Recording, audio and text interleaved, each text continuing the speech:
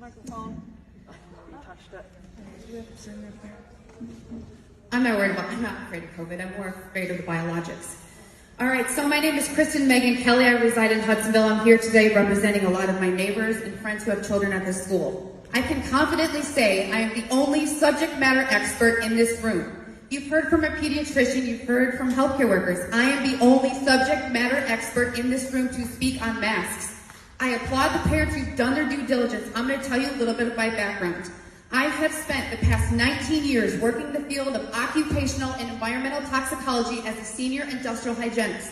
I am cross-credentialed in public health, decontamination site management. I've had an infection control and prevention committees, infection disease committees in hospitals. In fact, hospitals cannot be built, like if you have new construction, because I spent most of my career in healthcare, they cannot build a building without consulting with an industrial hygienist. Why? I'm going to explain that.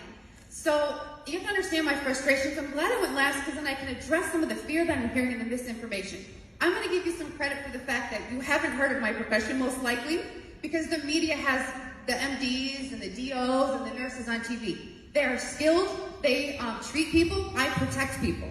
And I train those doctors that are on TV, and they are not telling you the truth. The doctors that are telling you the truth, by the way, are here in town. The frontline doctors, neurologists, pediatricians, the ones I work with around the country are here this weekend at an event. And we are trying to let all the superintendents know, all the staff know. I understand you've been led wrong. This is not political for me. I'm a military veteran. I spent 9 years in the Air Force working in bioenvironmental engineering. Those burn pits you heard of, we air sampled them. 9/11, we air sampled them. Tell me why now, during every previous pandemic, my profession has been involved with air sampling and doing risk mitigation, selecting the controls. Why were we ignored during COVID? That's right, because this is not about the health and safety. That's not my opinion, that is fact. Because the fact is, every single mask that someone has on this room has 0% efficacy. The reason I know that is because I am a court-credentialed expert. I have been on countless court cases over the past year, and I've won every single one in favor of doctors I've defended, military people, you name it. Teachers suing their employers. I've protected them, and we've won every case because the science is on my side. So please write this down. Everybody write this down. Go on YouTube and look up Petty Podcast. Petty, Stephen Petty is a mentor of mine. He's the highest credentialed industrial hygienist in my field. I'm trying to get you to understand that masks do not work. We must follow something called the hierarchy of controls. It's a little upside down pyramid. We cannot engineer out the hazard, we cannot substitute out the hazard. It's not a chemical. We have a virus. It's aerosolized.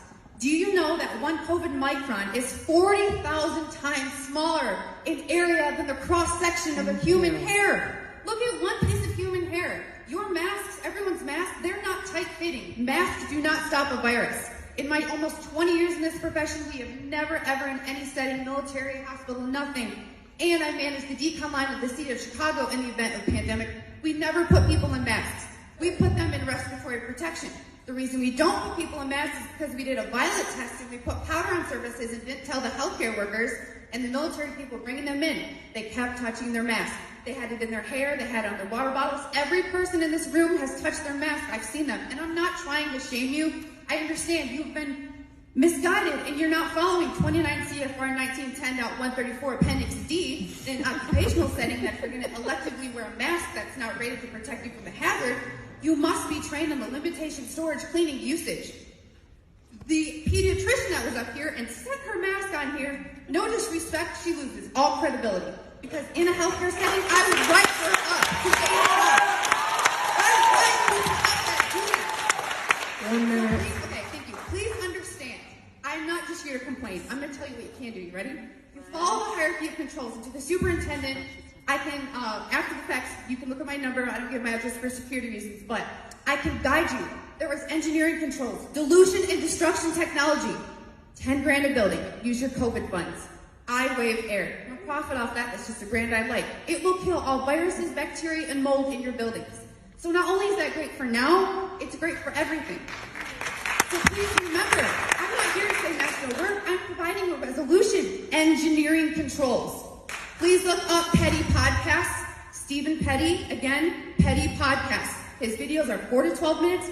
Talks about source control and engineering controls. We are the subject matter experts. Please stop listening to the white coats because the real white coats will tell you I am the expert. My field is the expert. expert. Thank you. Unmask our children. It is child abuse. By definition, it does decrease oxygen by up to 20%. That's why you have to have a medical clearance to wear an N95 respirator. Thank you.